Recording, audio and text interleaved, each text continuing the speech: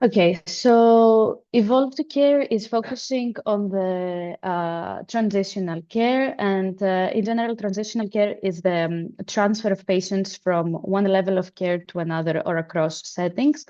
It is something that has been brought to us in order to bridge the gap between and among service of provider services and settings, and this is actually what the EVOLVE2CARE project is talking about.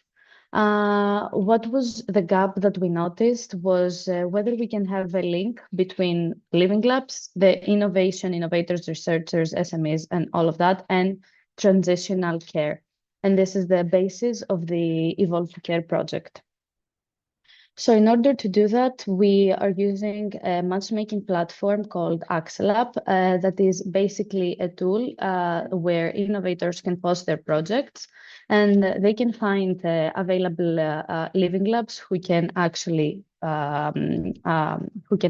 do what the project is talking about. And this is something that has been brought to us by the European Network of Living Labs, ENOL, and it is something that has also come from as a result of another project called Vitalize.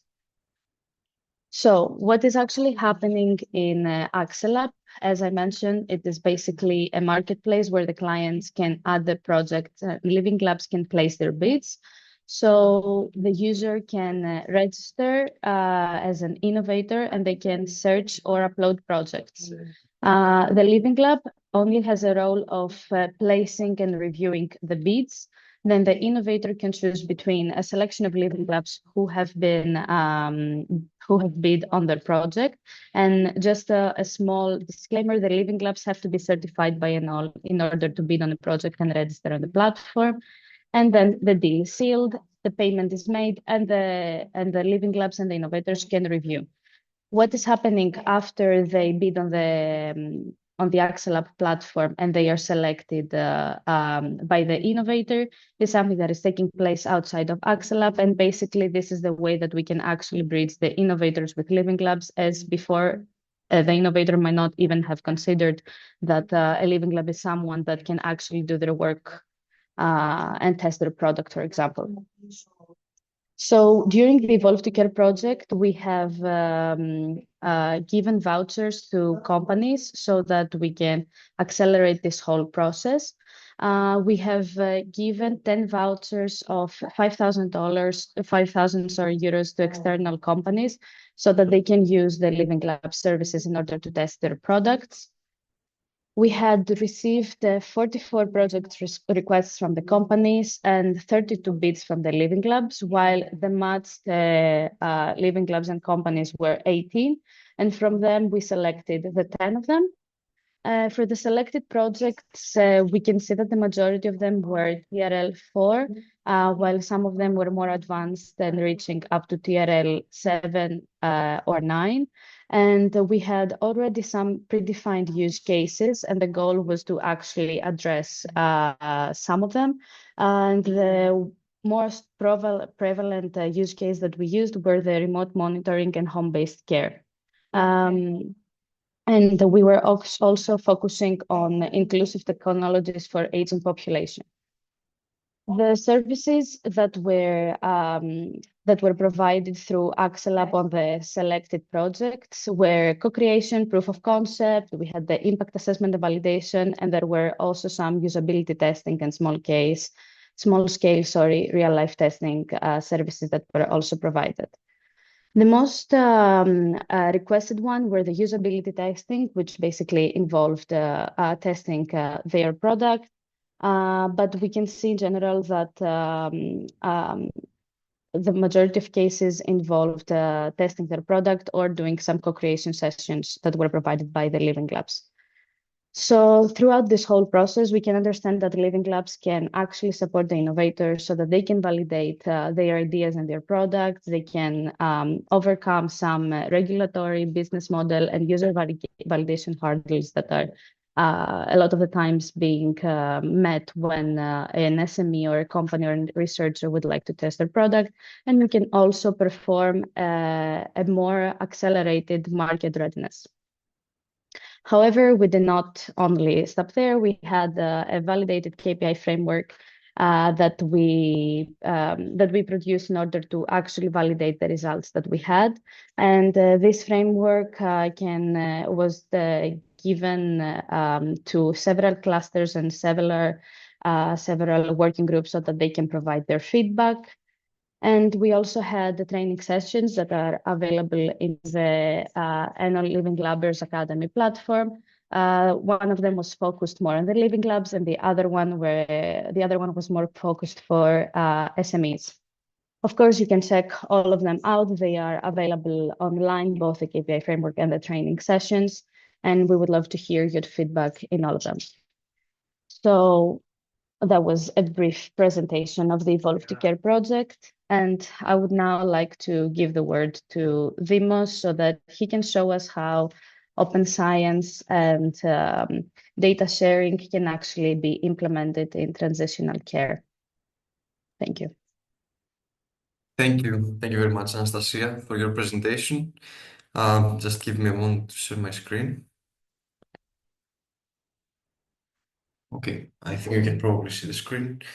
So, my name is Demosthenis Natsos. I am the lead system architect of RAISE-SUITE, and I'm also working in Cyclopt, part of the RAISE-SUITE consortium, as a security research and development engineer. So today we're going to talk about the impact and use of open science in transitional care, essentially creating a bridge between the project of RAISE-SUITE and the EVOLVE2CARE project. So first of all, let me start with some general information about RAISE-SUITE. RAISE-SUITE is actually the second, let's say, European project of a trilogy within the RAISE, let's say that we call it the RAISE trilogy, which is essentially a project that works on open science and open, reusable, and accessible data. RAISE-SUITE has a consortium of 25 partners across 12 countries with a 7 million budget, approximately, and its duration is projected to last 40 months, from September of 2025 all the way up to December of 2028. The consortium is comprised of various, let's say, of various organizations and universities across the European Union, and is which is led by the Aristotle University of Thessaloniki, and specifically the Medical Physics and Digital Innovation Lab. In the pilot side, we have pilots from different domains, such as the health domain. From there, we have 4 pilots, and today, and this links us with the transitional care we are going to talk about today, because it's a matter of research that interests the RAISE community a lot. We also have other pilots that work with data from oceans and waters. So that is the National Oceanographic Centre in the UK. We also have pilots that focus on climate change and smart cities, as well as soil and forestry data. So essentially, we have a diverse set of, let's say, partners that generate heterogeneous and diverse data that we as RAISE deal with. So what is the purpose of this webinar? The purpose of this webinar is to find a way to, or let's say, showcase how do we attempt to connect open science with transitional care. So essentially, we need to show how open science that accelerates evidence generation, reuse, and collaboration innovation among researchers and the research community can be applied to the domain of transitional care, which requires coordination across hospitals, rehabilitation, home care, and community support. And to this end, we have the RAISE-SUITE project and the EVOLVE2CARE project.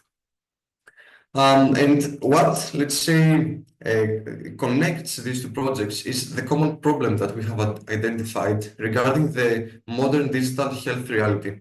And that is that the data are sensitive, especially the health data are very sensitive and have to be delicately treated. The data are distributed and heterogeneous and are continuously generated. This makes the process of capturing the data and ingesting the data, as well as processing them and making them available for processing, very difficult, because we have to deal with complex transformations. We have to deal with both, let's say, technical obstacles that come from this heterogeneity and distribution of the data generated, as well as legal frameworks that we have to abide by in order to be able to make such data available for processing. To this end, we attempt to, let's say, define the question as not only how to open data, but how to make data reusable without losing privacy, control, attribution, or trust. Because in the end of the day, it's not about making available the raw data, but it is about making useful or generating useful results from this data. So the main goal of RAISE is to make data fair. Fair is a concept that has been introduced lately and is, let's say, adopted by the European Commission, and it defines a data that is findable, accessible, interoperable, and reusable. So having these 4 principles in mind, the data can produce meaningful results and help research progress. First, let's see a little bit what is transitional care, and then we're going to see how RAISE-SUITE can be applied in this domain and in this use case. So transitional care refers to the coordinated support of a person as they move between care settings.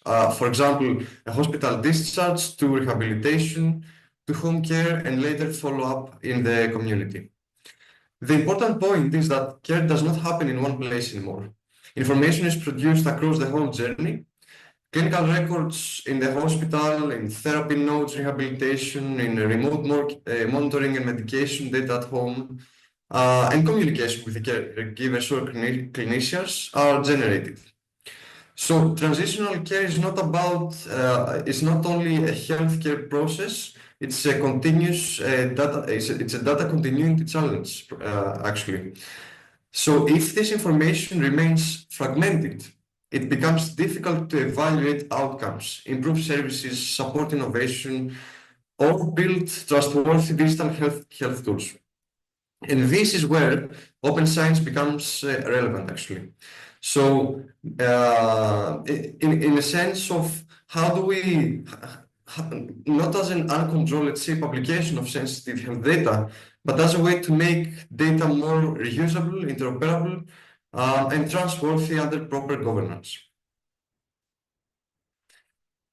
So transitional care is a, let's say, vast data ecosystem with multiple sources generating data. We have sources such as clinical records that are produced usually within hospitals. We have wearables that track activity, heart rate, sleep, and vitals, all this in real time, generating vast amounts of data. We have sensors and IoT devices on the environment where the patient lives. We have smartphone apps, again, where the patient can usually log information, for example, whether they have taken their medications or not. They have reminders, they track their symptoms and their activity. We have information such as online questionnaires, for example, tracking the mood, the pain, and the quality of life, and other surveys regarding the patients. We have devices for home monitoring of the patients, such as, let's say, their daily activities, or even regarding the environment they live within, for example, the temperature and the humidity of the environment. Then we have information such as caregiver observations about the daily function of the patient or their behavior, or maybe any concerns of the caregiver regarding the patient. And finally, we have the rehabilitation assessments, such as the progress of the patient regarding their mobility and their strength or balance, and their scores. So these are just some of the data that are generated during the transitional care pipeline. Of course, since we are talking about health data, we are dealing with very privacy, let's say, significant and very sensitive data that have to be handled as such by all the technical frameworks that interact with the data during the data lifecycle. So back in 2022, the European Commission performed a research in order to identify what are the obstacles to the management and sharing of the research data. And they saw that it's not a single variable that prevents the research.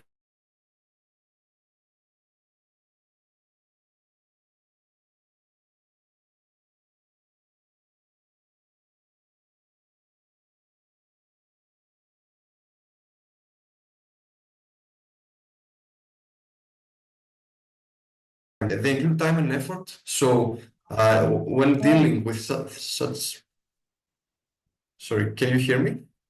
Yes, now we can. Okay. So let me recap a little bit because I don't know for how long you lost me. What I was saying is that there are multiple obstacles for the researchers for sharing their data publicly open and making them accessible for processing and science.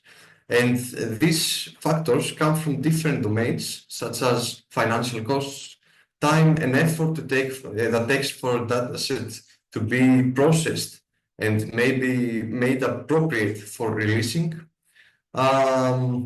Maybe also legal restrictions that, especially when dealing with sensitive data and data protection, that has to do with how do we deal with data and what authorizations do we have when we are sharing the data. So let me give you, for example, in a hospital, and this is probably something common in many hospitals, but in a use case in a hospital in Greece, for someone to process the data of patients, they have to go with their laptops and their USB sticks locally where the data reside, take the data, perform their experiments locally, and then as they leave the laboratory, delete all the data from their hardware so that the data are physically contained within the hospital and within the lab, actually, in the hospital itself. This makes science, this slows down science, actually, and this restricts physically science and the data themselves. So essentially, we have a piece of very valuable information that can only be harvested and processed by researchers living nearby and by researchers that are able to get such authorizations to reach and process the data. So you understand, as the process becomes more complex, the less value we can produce from the data themselves. So here comes RAISE-SUITE that moves from the traditional open data assumption, that is to publish and download the raw data and make them available for downloading, to make them fair and processable so that data can be discovered, documented, reused, and processed without being made available as raw data to be downloaded. So researchers can send their code, their algorithms to visit the data rather than enable researchers to see the raw data. Our vision is for researchers to seamlessly and effortlessly apply open science-based practices throughout the entire data, software, and other outputs lifecycle. While at the same time, our mission is to develop an infrastructure that utilizes machine actionable data management plans to deliver what we call fair by design services across the data lifecycle, from collection to automatic data processing. And in order to do that, we follow a data lifecycle within RAISE-SUITE that starts from step one, planning, even before the data are generated. This means defining a way that the data will be harvested, ingested, processed, and then made available. And these are all defined within what we call a machine actionable data management plan. And then as a second step, and only then, the data owner can move on to the data generation, collection, processing, and storage. And then again, management of the data, analysis, visualization, and finally, the interpretation of the data, usually not only by the data owner, but other researchers as the data are made fair and accessible through RAISE. So RAISE-SUITE essentially starts at the data collection point. We go on the edge side or near the, let's say, the data sources, the sources that generate data, such as sensors and wearables, smartphones, apps, online forms, and all of these sources mentioned earlier. We go there and deploy some lightweight agents or SDKs, or let's call them components that can harvest data and ingest them within the RAISE-SUITE infrastructure. And then within RAISE, we have the MADMP guided rules, what we said earlier about the policies. So MADMP defines how the data lifecycle and how we deal with data throughout the data lifecycle. We have processes for generating metadata and data quality and bias indicators, and of course, transformations for anonymizing, aggregating, and transforming data as they are streamed, and supporting, let's say, use cases both on the edge side or like where the data lives. So, for example, anonymizing the data before they even get sent to the outside world, to the cloud. And after all this process takes place, we have a final fair asset that we can share, that we register, and we make open for processing, of course, under multiple PIDs that make the provenance traceable. So open science begins with governed, well-described, and reusable data creation, not only with publishing a dataset at the end, but rather publishing a fair asset. During the RAISE pipeline, we have 6 different categories of metadata generated and captured during the data lifecycle. First of all, we have the DMP metadata, which is essentially the main governance layer that instructs the RAISE and informs the other researchers of how the data were collected and how they were treated until they became a fair object.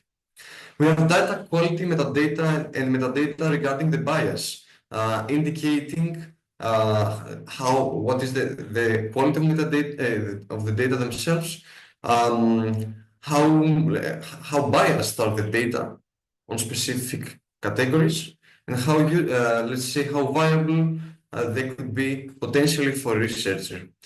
And then we have transformations metadata, which is essentially the enforced, what we call the enforced MADMP. So although we have described something, the policies that will govern the data lifecycle within the MADMP, we generate metadata on the transformations. So what has actually happened in the end of the day, so that we can prove that what has been described in the DMP has actually been enforced in practice. And this way we are sure of the data we're capturing for not being tampered or any way different from what we are expecting. And finally, we have instrument sensors and sources metadata, which define of how or who were the producers actually of the data themselves.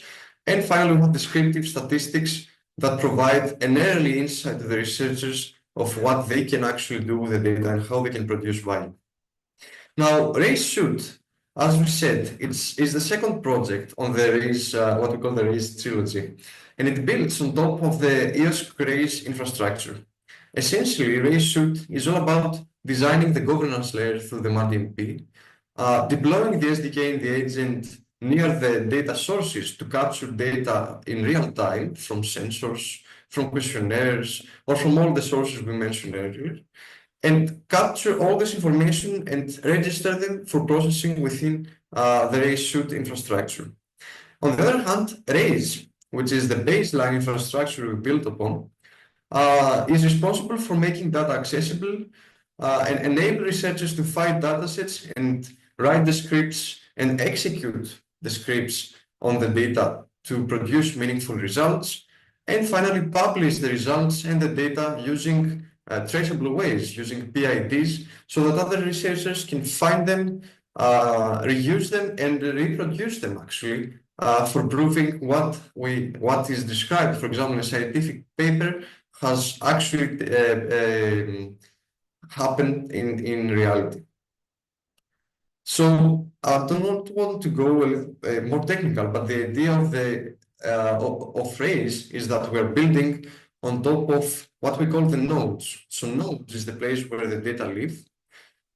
And the thing is that nodes do not belong to RAISE. We have some self-hosted nodes that everybody can use, but every researcher can create their own node and store their datasets within, so that the data remains on their premises rather than sending them somewhere outside that they do not control. Now, in order to get a better understanding of RAISE, you have to think RAISE as in comparison to the peer-to-peer home renting platforms. So platforms such as Airbnb lets you offer homes for renting, so travelers can book homes for staying. RAISE works in a similar manner. RAISE gives access to the datasets that are stored only on your premises or wherever you choose to store them, and enables other researchers to write algorithms that they will visit the datasets rather than letting researchers get their own datasets themselves. So, like home renting platforms that let you visit homes, RAISE allows their algorithm to visit the data. And again, like home renting platforms that let renting homes, RAISE enables your data to be processed by others with trust and control. In order to do so, there is a specific data visiting lifecycle approach we have designed. Essentially, the data owner activates RAISE on their local system. This way, data become accessible from their system, and then a researcher can find the data and download only a sample of the data, which can be synthetic, anonymized, or even part of the original data itself. And this takes place because the researcher is able only with this way to create, let's say, an algorithm for processing the original data based on the sample, while at the same time we keep safe and private the original data. After the script is prepared, the researcher can execute the script on a dataset and get back the results. Of course, all these are registered on a blockchain and under multiple DOIs or multiple PIDs, so that all the process is traceable.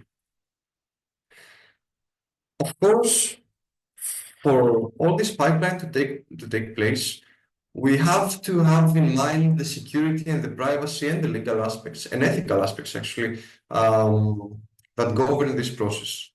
For this reason, we have designed RAISE and we are designing RAISE-SUITE with four axes in mind. That is privacy protection, ownership accreditation, compliance, and traceability. So in essence, we're trying to build trust through data visiting. Now, what do data owners control throughout this process, one would ask? Essentially, data owners control where the data are stored. So where do they deploy their node? Is it within their premises or use an existing certified node? Who can process the data? We have mechanisms for requiring access requests, for approving or denying users, rather than making a data publicly available without attestation. They also control what becomes visible. So which means that data are exposed, what data samples do they expose? Are they synthetic or anonymized, or is it part of their raw data? And then again, how results are released. We have again mechanisms for requiring auditing of the results before making them available. So essentially, a researcher performs an experiment on a code, generates some results, but they do not have access to the results before the data owner can attest and audit them and allow accessing. Then, finally, data owners can control how work is credited and how use is tracked. And so essentially, they are able to see when, by whom, and how often their datasets are processed. Let's take an example scenario on stroke transitional care in order to see how RAISE-SUITE could be potentially applied on this use case. So imagine we have a patient that goes through four stages of care. First of all, they go through the hospital discharge. They go through the hospital where they have their first aid and their main treatment, let's say. And then they move towards the rehabilitation center, where therapy sessions and progress is traced towards goals. After rehabilitation finishes, we go to the home monitoring, or maybe it could also be in parallel, where we have sensors, as we mentioned earlier, that track their activity, their sleep, their vitals, such as heart rate and well-being. And finally, we have the follow-up care with the community and communication with the doctor, of course, to see how the patient progresses. Now, through this life cycle, as we mentioned earlier, multiple data sources exist and various heterogeneous data are generated. So RAISE, first of all, goes next to these data sources, the care data sources. So we go next to the hospital, we go to the rehabilitation, we go to the home, and when I mean we go, I mean RAISE-SUITE goes. So one can deploy the SDKs, the agents close to the source of the data in order to enable real-time harvesting of the data. So when this is done, the data start moving through RAISE-SUITE, and they start moving abiding by specific policies and processes that have to take place.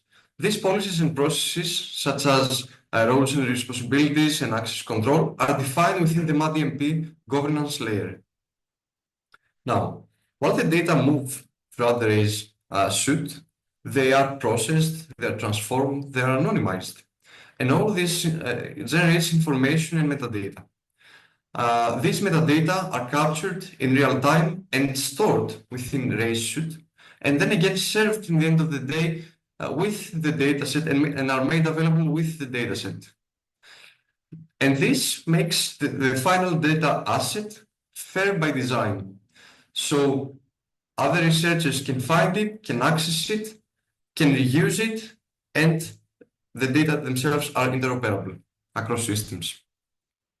Finally, after this process takes place, or while this process takes place, because we're talking about real data now, we have the control processing environments where other researchers can generate value, can produce value from the data by securely and with privacy concerns and privacy-aware processes, process the data and generate results. All these pipeline and all these actions that happen during the pipeline are finally released under specific persistent identifiers in order for the results, the metadata, the data owners, the researcher that produced the algorithms, and all people involved within the let's say the processing of the data and all actions involved within that are citable, reusable, and reproducible. Now, how does this whole pipeline enable stakeholders? We have identified different types of stakeholders that can take advantage of the RAISE-SUITE process. Starting from living labs, we have living labs can collect and document real-world data consistently across settings and different infrastructures. On the other hand, researchers can find datasets, find scripts and reuse the scripts, run analysis, and let's say prepare citable artifacts that they can assist research and publication. Then we have innovators and small medium enterprises that can test their algorithms on digital health tools without even receiving raw patient level data. So this saves them time and complex legal processes for getting authorizations in the first place to access such data. In the RAISE use case, they just request access if needed by the data owner to the dataset and directly run their algorithms on the data. And then we have healthcare providers that can keep control over their data and who accesses the data. We have the policy makers that can support evidence-based digital health innovation with trust, traceability, and interoperability. And then we have patients and caregivers that essentially benefit indirectly from this process because this process enables research and science. So essentially, open science becomes the coordination mechanism for trusted care innovation. Now, trust in the sense of RAISE is technical, not only organizational.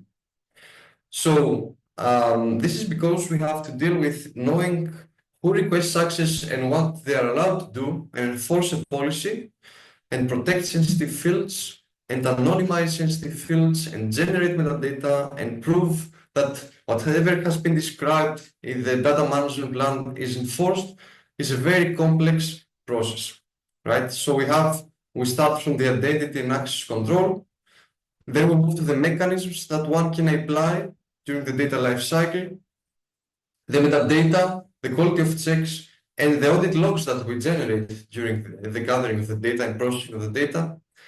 And then again, securing the execution environments where the scripts run on the data to generate the results, which again is a very complex process because we are dealing with code that can be arbitrary because it is written in arbitrary languages such as Python, for example.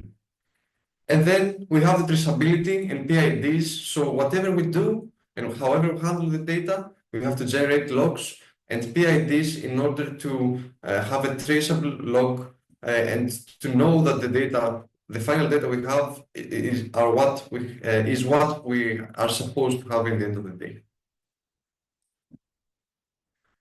So as we said earlier, RAISE follows a sent algorithm to the dataset idea.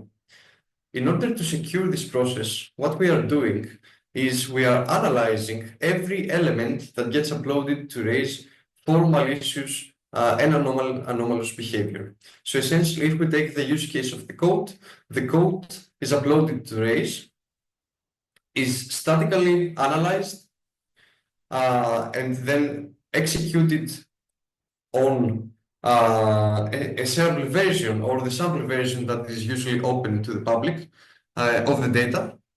And we observe in every stage behaviors that could potentially harm the data or the infrastructure. For example, a code might attempt to steal data or tamper with the data, or even try to perform a denial of service attack against the infrastructure itself.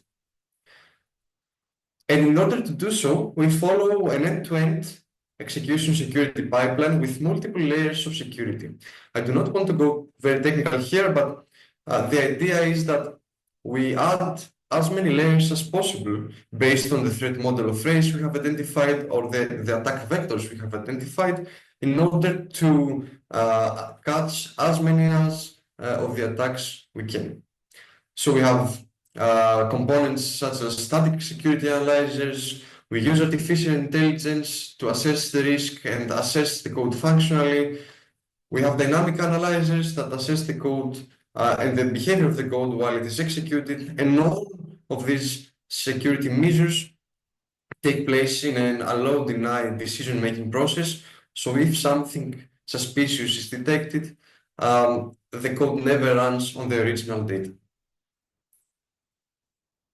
Now, Cyclopt itself works a lot with code. So we are working in the code security and quality manners domains better.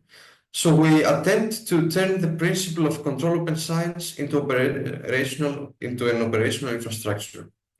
How do we do that? We have a set of tools that perform security analysis, measure software quality, enforce runtime protection, and then as consortium we try to engineer the platform as such in order to have a secure and trustworthy pipeline to enable trust and to enable the adoption of RAISE within the research community. Now, RAISE, the first project in the trilogy series, was actually assessed against different targets and different domains. So RAISE was assessed regarding the effectiveness, the efficiency, the openness, the perceived usefulness, and the willingness to share. And in most of those cases, we saw a high acceptance rates of the users. So apart from the efficiency, which is a little bit low, and we are actively trying to match and improve, we have exceeded the expectations of effectiveness, we have exceeded the expectations of openness and the perceived usefulness of the platform, as well as the willingness of the researchers to share, which has increased compared to traditional sharing methods. So what do the evidence tells us? Essentially, the effectiveness and trust is validated and shows that RAISE strongly meets the goal for securing data, enabling compliance, and improving traceability.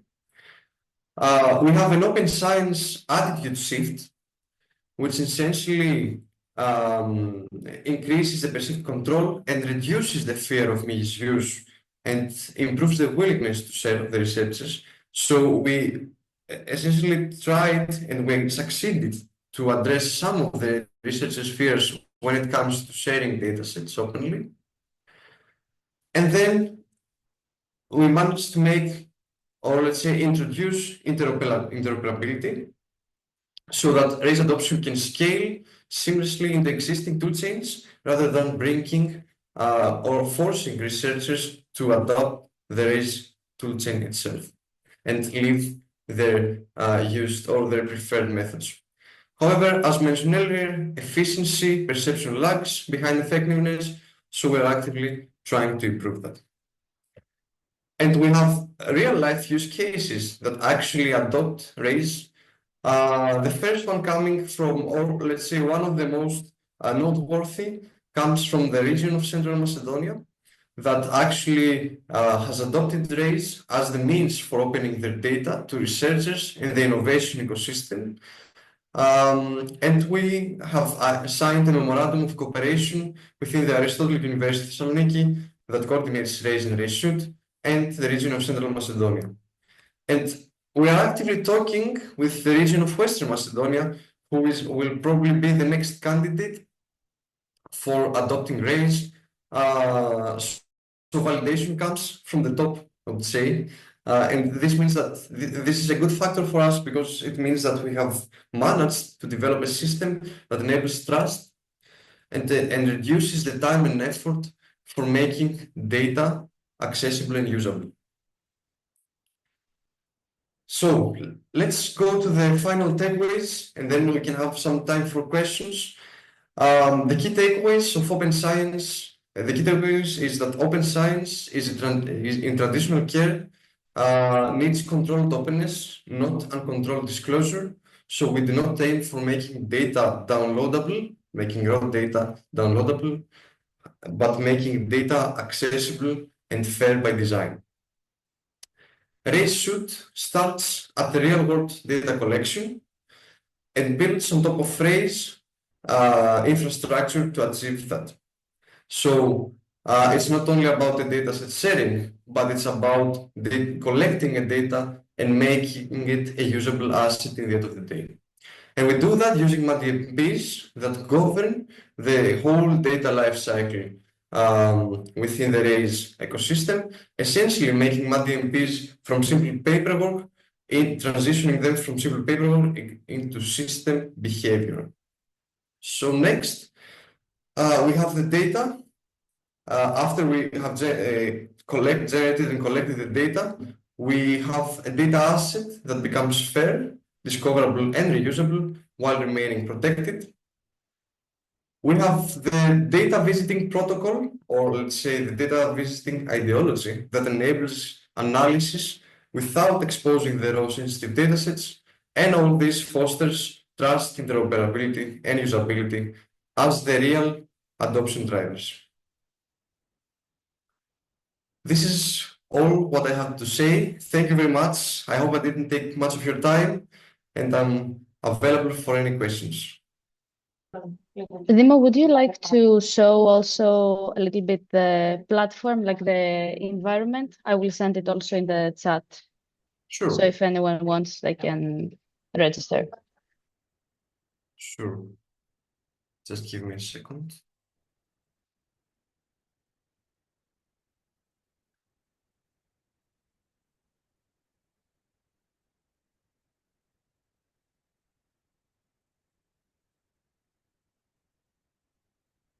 So, first of all, you can find RAISE in portal.raisescience.eu, or if you just Google RAISE-SUITE or RAISE, you can find the platform there.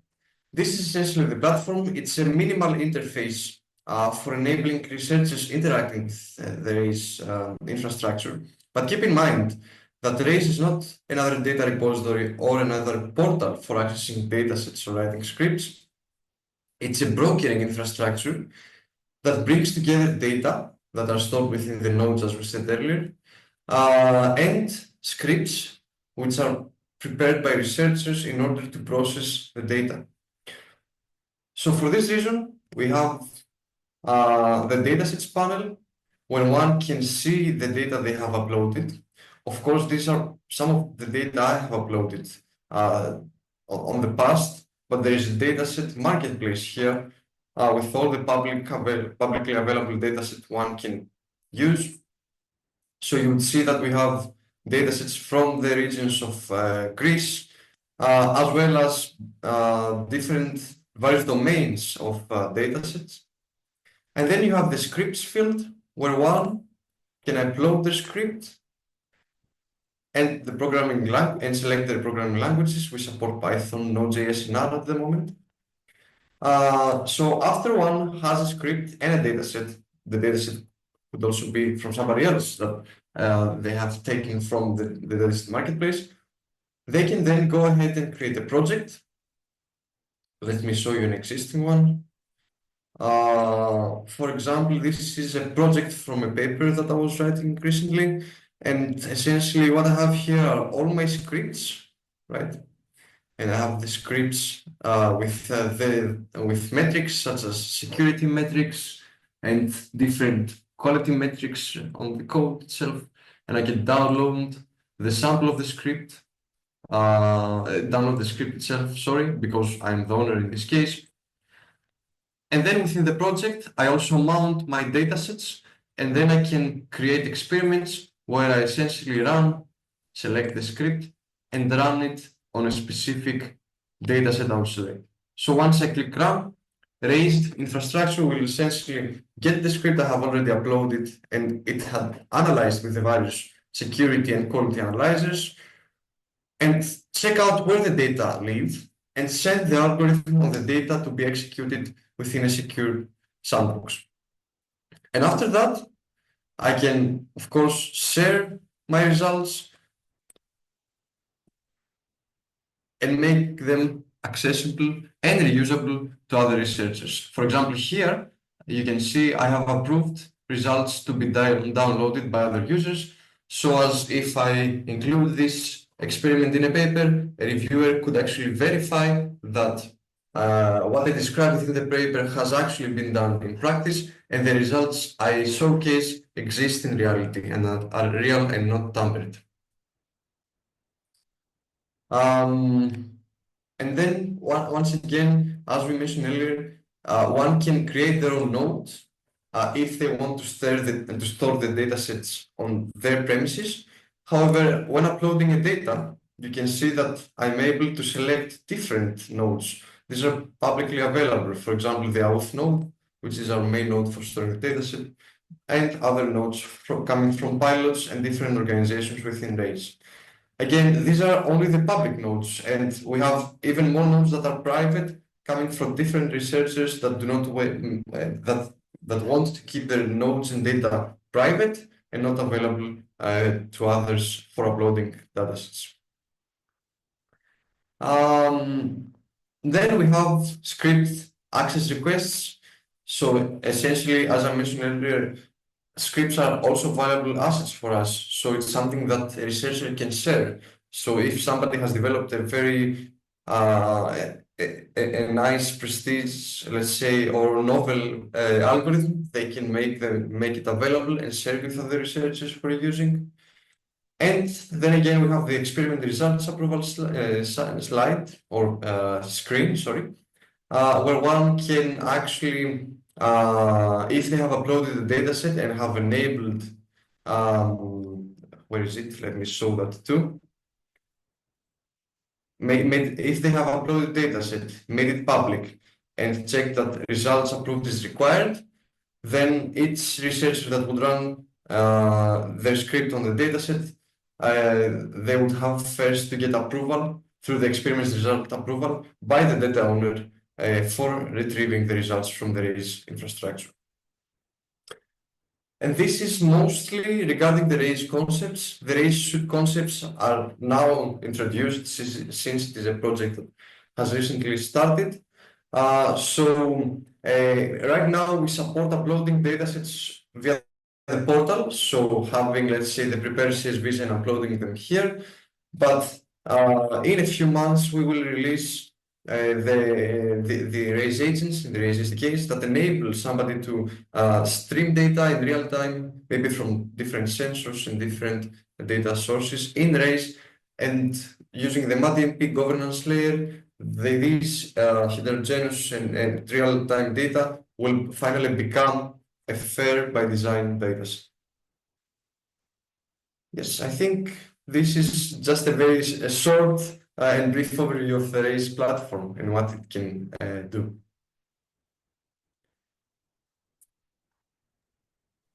Thank you, Again, Dimo. if you have any questions, again, feel free.